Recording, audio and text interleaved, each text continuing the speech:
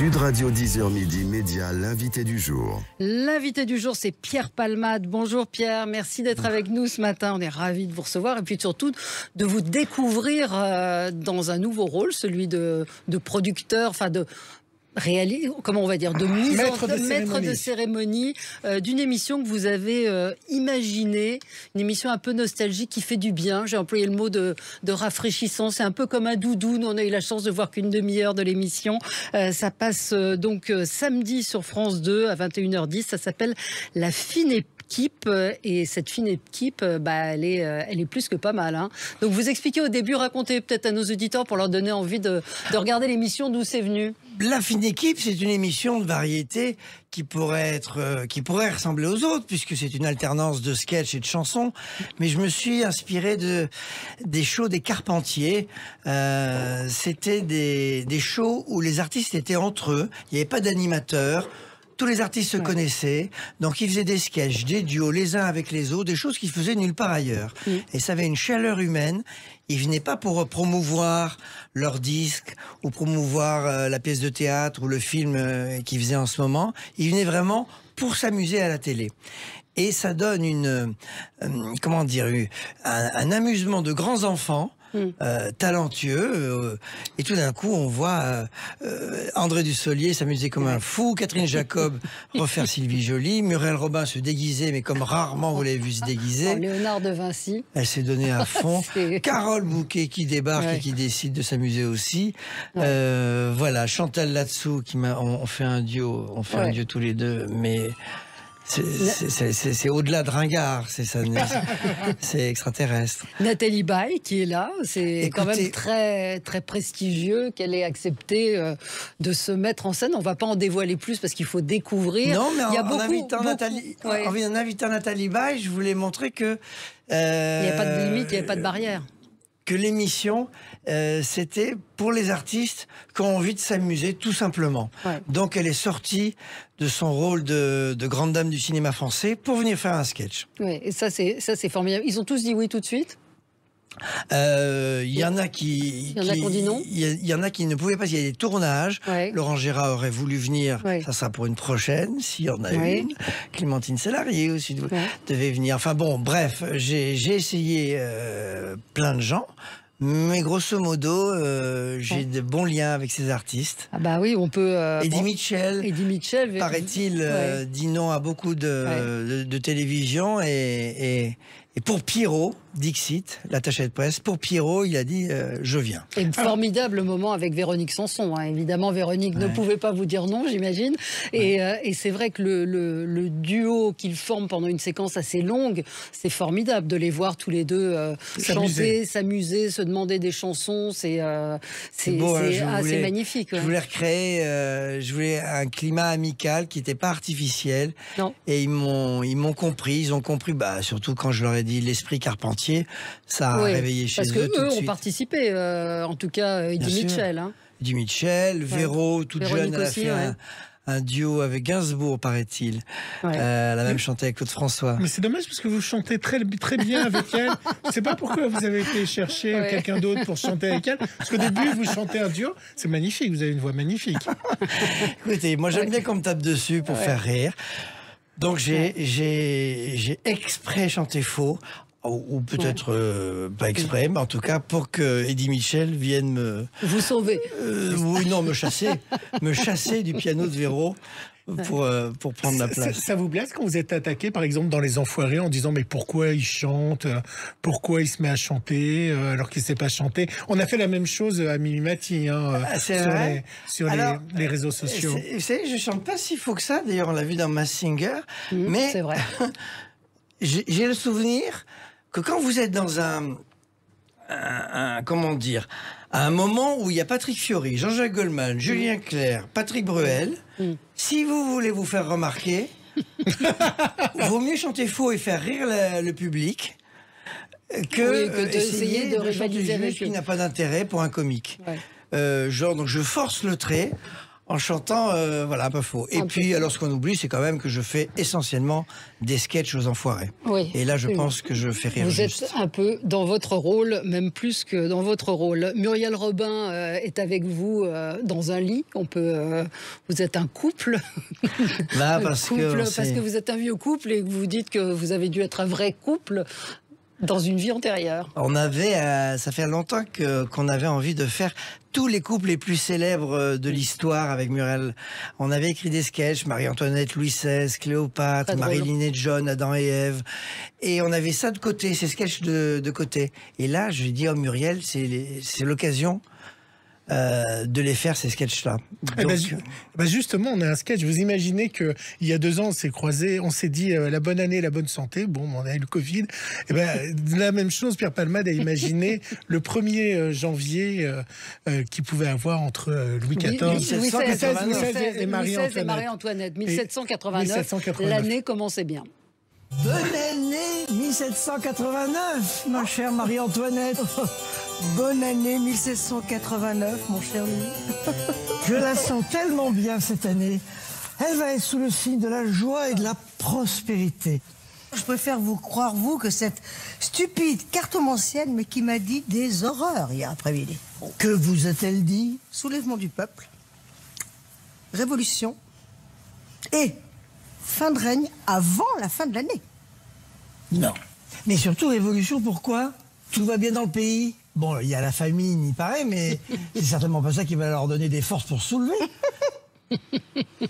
C'est formidable, vraiment. En plus, il y a vraiment des beaux costumes, des beaux décors. C'est vraiment comme à l'époque des Carpentiers, c'est-à-dire que vous vous déguisez. Avec la technologie des décors en plus, c'est un grand écran de 16 mètres sur 4. C'est pas un fond vert, c'est un grand écran qui projette des images, on dirait des vrais décors.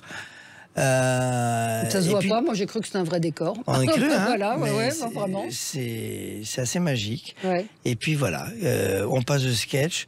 Nous-mêmes, on fait les transitions. Chantal Latsou va présenter Catherine Jacob, Marianne Chazelle va présenter Dussolier, Nolwenn va présenter Marianne Chazelle. Voilà. Parce qu'il y a il y a effectivement un mélange de générations, et vous le dites aussi au début, il y a cette envie de transmettre. On a Chantal Goya, qui chante avec Christophe Willem. C'est des rencontres aussi. Dans les duos chantés, c'est formidable. Les duos chantés sont faits d'un chanteur qui a connu l'époque des Carpentiers, un Adamo, un Gérard Lenormand, un Chantal Goya, et un chanteur de la nouvelle génération comme Christophe Willem, Nolwenn, Vincent Niclot. Mais ça leur parlait, les Carpentiers, à eux? Pas tous. Pas tous. Il y en a qui vous ont dit c'est quoi? Oui. Alors, et ils demandent, j'aurais demandé, écoutez, si vous ne savez pas ce que c'est, demandez. Ça sera filmé. Demandez ce que c'était au chanteur. Et Vincent Niclot, il s'en rappelait quand même. Mais il demande à Dave, alors c'était quoi? C'était une bande de copains? C'était quoi ton meilleur duo? C'est un travail de dingue parce que vous avez fait... combien il y a de sketchs que vous avez écrits? Voilà, il y en a... 5, je crois qu'il y en a pas loin de plus de 12. Alors comment ça se passe? Vous les écrivez, vous leur envoyez, ils les corrigent? J'en ai écrit une partie, d'autres j'ai demandé à ma troupe. La troupe, elle n'existe plus, la troupe à Palmade, mais je suis toujours en contact avec les auteurs qui sont des petits génies. Je leur ai demandé de m'écrire 2 sketchs. La Psy et un autre qui s'appelle Le Magnétiseur. Ça a été écrit par ma troupe. Et puis, je le propose au Nathalie Baye. Je suis allé la voir chez elle. On a lu 3 sketchs. Elle m'a dit son préféré. Ah oui? Oui. C'est elle qui a choisi. C'est elle qui a choisi. Elle a dit, je me sens mieux dans celui-là. C'est celui-là qui me fait rire le plus. Assez étonnant d'ailleurs, mais bon, on n'en dira pas plus parce qu'il faut vraiment les découvrir. C'est aussi, il y a un petit suspense dans le. Il y a des sketchs qu'il ne faut pas spoiler parce qu'il y a des coups de théâtre. Oui, il y a des coups de théâtre. Est-ce que vous êtes nostalgique de toute cette époque? Parce qu'on vous voit aimer les artistes de cette époque. On sait que vous avez été très inspiré par Jacqueline Maillan. Est-ce que ces gens-là vous manquent? Oui, nostalgique, mais enlevons la phrase « c'était mieux avant ». Parce que j'adore le présent, j'adore le futur dont j'espère faire partie, artistiquement, dans le paysage comique français. Mais oui, grosse nostalgie, parce que ils m'ont impressionné. C'est Sylvie Joly, c'est Jacqueline Maillan, c'est Guy Bedos, c'est Raymond DeVos. Ils m'ont tous impressionné et je les oublierai jamais. Ils m'ont appris ce métier. Mais est-ce que les artistes d'aujourd'hui ont la même envergure? Oui. Oui. Oui. C'est quoi? C'est qu'on ne sait pas les Blanche exploiter Gardin, aujourd'hui? Oui, c'est vrai. Quand vous regardez Blanche Gardin, il y a un jeune là qui est impressionnant qui s'appelle Paul Mirabel. Paul Mirabel, oui, qui est incroyable. Incroyable. Voilà, c'est... Mais c'est quoi? C'est qu'il n'y a plus d'émissions, en fait. Il n'y a plus ces émissions de variété, il n'y a plus ces rendez-vous qui sortent de la promo et où on s'amuse. Il y a quelque chose d'assez froid. En tout cas, c'est réservé aux jeunes humoristes. Il y a le Marrakech du Rire, il y a le Festival de Montreux. C'est que des scènes ouvertes pour les jeunes humoristes. Mais il n'y a pas pour les artistes, toutes générations confondues, d'émissions juste faites pour s'amuser, pour distraire et s'amuser. Vous parlez du futur, mais vous êtes déjà dans l'histoire. Vous avez gagné vos galons de l'éternité. Vous avez peur de disparaître? Je voudrais être encore dans le coup. Je voudrais faire ces émissions quand je fais le grand restaurant, quand je fais ça, et puis je voudrais sur scène écrire des pièces avec une autre écriture.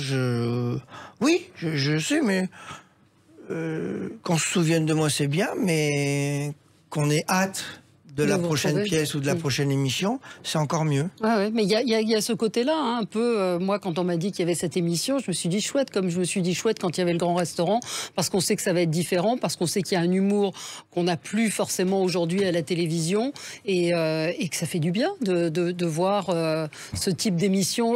Comment ça se passe? France 2 dit oui tout de suite quand on arrive et quand c'est Franck Sora le producteur. Oui. Vous allez voir Franck Sora ou vous allez voir France Télévisions? Non, je vais voir Franck Sora, je vais voir Jean-Philippe Lemonnier, qui est mon double, avec qui qui est brillant, un producteur brillant. Qui est un producteur brillant avec qui je fais plein de shows télé, les spéciales Sylvie Joly, les deux derniers grands restaurants. Et il convainc Franck Sora, qui va convaincre France 2. France 2 n'était pas forcément sûr de ce que ça allait donner. Il ne voyait pas forcément Pierre Palmade tenir à bout de bras une émission, une soirée tout entière. Et Franck Sora a dit non, je pense que Pierre, avec ses amis, son énergie et son esprit de compétition, ça c'est vrai, il peut le faire. Et donc il a convaincu France 2. Et M6 n'a pas râlé par rapport au grand restaurant? Je sais pas, j'espère pas, mais c'est à eux de le diffuser et on l'a tourné en décembre. Ah oui, ça a été tourné en décembre. On l'a tourné en décembre, c'est dans la boîte. Donc je peux pas m'arrêter de travailler en attendant la diffusion du grand restaurant. Vous avez fait quoi pendant le Covid? Des vidéos. Des vidéos. On sait votre Instagram dont je suis fan. Ce qui est sûr, c'est que ça ne m'a pas inspiré le temps que j'ai eu. Je pensais que j'allais avoir du temps pour écrire des pièces, des films, des séries. Et non, l'obligation de rester chez soi, c'est pas, ça n'a rien à voir avec le temps libre. Ça a été une période difficile pour vous, le Covid? C'est pas quelque chose que vous avez bien vécu? Tout simplement parce que l'interdiction de monter sur scène, et ça c'était très dur. Et ça c'était assez violent, parce que j'ai besoin de monter sur scène. Ne serait-ce que financièrement. Pour finir, Valérie, je vous ai amené quand même un petit extrait du top numéro 1 de l'époque pour que les gens se souviennent. Alors, 3 grands, il y a Régine, Marie Laforêt et Serge Gainsbourg. Régine amène Serge Gainsbourg comme un gigolo à Marie Laforêt et la chanson a été écrite pour top numéro 1. Vous allez voir, ça fait 40 secondes et voilà, c'était ça, top numéro 1.